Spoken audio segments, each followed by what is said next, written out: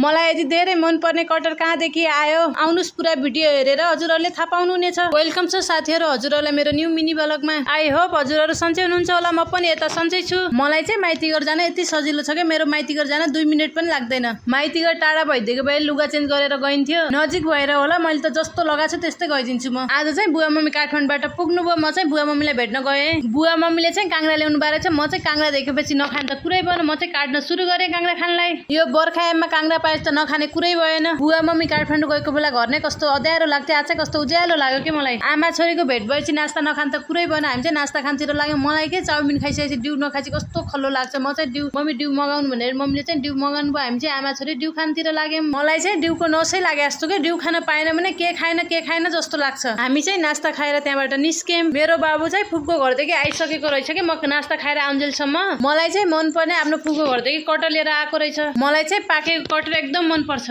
मैले चाहिँ अघि यत्रो चाउमिन डिउ खाएको त बिर्सिसकेँ कि कटर देखेर म चाहिँ कटर खानतिर लागेँ। पहिला चाहिँ गाउँमा हुँदाखेरि एकदम खान्थ्यौँ हामी कटर। अहिले चाहिँ खासै खान पान्नौँ कि हामी बजार साइडतिर बसेर होला। यो सिजनको फर्स्ट चोटि नै आज खान पाइयो कटर। मलाई चाहिँ यस्तो मिठो लाग्यो। ल साथीहरू आजलाई यति नै, भेटौँला अर्को ब्लगमा। त्यति बेलासम्मको लागि बाई।